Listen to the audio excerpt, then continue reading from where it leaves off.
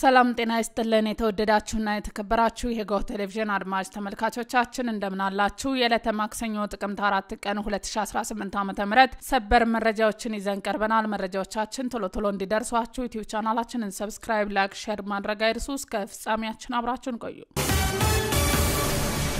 በትናንትናው ዕለት የቀድሞ ተዋጊዎች ከደሞዝና ጥቅም ጋር በተያያዘ በመቀሌ መንገድ በመዝጋት ጭምር የተቃውሞ ሰልፍ ማካሄዳቸውን ተከትሎ ትናንት ማታ ጀምሮ ሰልፉን ያስተባበሩና የመሩ የታጠቁ አመራሮችና የሰራዊት አባላት እየታሰሩ መሆኑን ምንጮች ገልጸዋል። ጥያቄያቸውን ሰምቶ መልስ የሚሰጥ ኃላፊ በማጣታቸው የተቆጡት ሰልፈኞቹ ከቀኑ 7 ሰዓት እስከ 11 ሰዓት ከመቀለ ወደ አሉላ አባ ነጋ አውሮፕላን ማረፊያ የሚወስደው ዋናው የመኪና መንገድ በድንጋይና በአካል ዘግተው የዋሉ ሲሆን ማታ ላይ በተደረገው ውይይት የተዘጋው መንገድ እንደተከፈተ ታውቋል።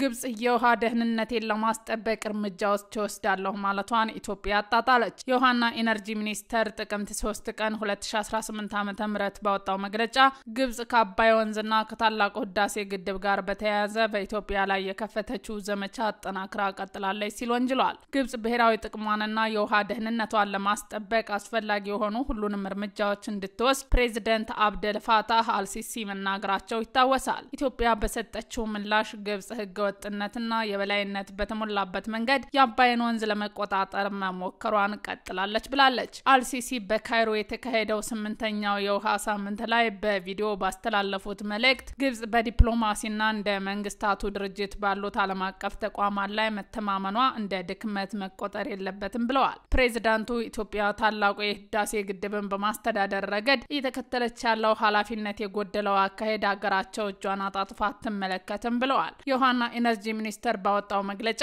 ኢትዮጵያ በአባይ የመጠቀም መብቷን አሳልፋ እንደማትሰጥ አረጋግጠዋል። ከኢትዮጵያ ጠላቶች በኩል በጃዙር ጫና ቢበረታም የኢትዮጵያ እድገት አይቀለበስም ሲሉ ማክለዋል። ከቀናት በፊት የህዳሴ ግድብ በሱዳን ጎርፍ አስከትሏል በሚል ግብጽ መክሰሷ ይታወሳል። አዲሱ የደሞዝ ማሻሻያ በቀጣይ 10 ቀናት ውስጥ ተግባራዊ እንደሚደረግ የአዲስ አበባ ከተማ አስተዳደር ፐብሊክ ሰርቪስ እና የሰው ሀብት ልማት ቢሮ አስታወቀ።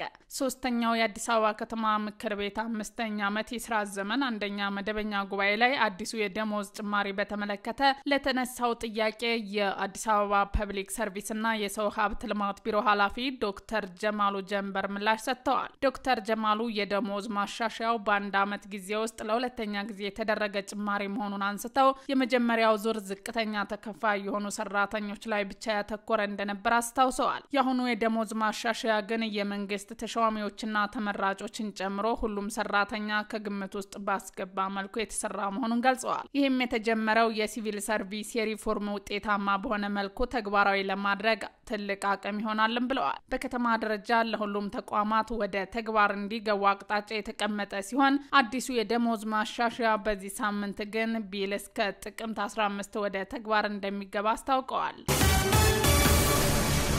የኤሌክትሪክ ክፍያን ጨምሯል በሚል ምክንያት የቤት ኪራይ ዋጋ በከፍተኛ ሁኔታ መጨመሩን ተከራዮች ቅሬታ አሰሙ።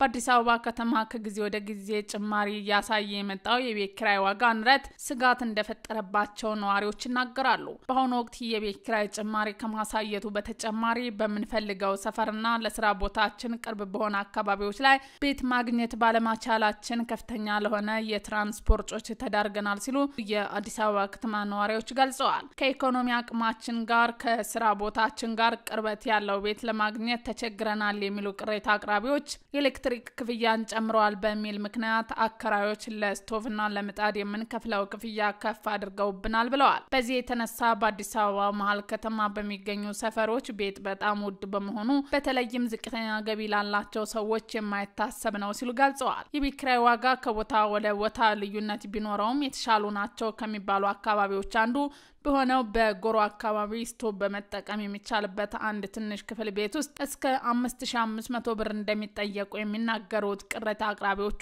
ስቶቭና ምጣድ ለመጠቀም እስከ 7000 ብር እንጠየቃለን ሲሉ ገልጸዋል። የቤት የዋጋ ንረት እየተባባሰ መምጣቱን ከፍተኛ የኑሮ ጫና አሳድሮብናል የሚሉ ቅሬታ አቅራቢዎች የሚመለከተውን አካል የዋጋ ማረጋጋት ስራ እንዲሰራ ጠይቀዋል። አልሲሲ በጋዛ የተኩስ አቁም ስምምነት ላይ ትራምፕ ለተጫወቱት ሚና የግብጽን ከፍተኛ የክብር ሽልማት ሊሰጣቸው ነው አሉ። በታላቁ የኢትዮጵያ ህዳሴ ግድብ ጉዳይ ላይም ማስጠንቀቂያ ሰጥተዋል። የግብጽ ፕሬዝዳንት አብደል ፋታህ አልሲሲ የአሜሪካው ፕሬዝዳንት ዶናልድ ትራምፕ በጋዛ ሰላምን ማስፈንና ጦርነትን በማስቆም ረገድ ላሳዩት ሚና እውቅና ለመስጠት በሀገሪቱ ከፍተኛ የሆነው ናይል ኮላር የተሰኘ የክብር ሽልማት ለመስጠት መወሰናቸውን የግብጽ መገናኛ ብዙሃን ዘግቧል።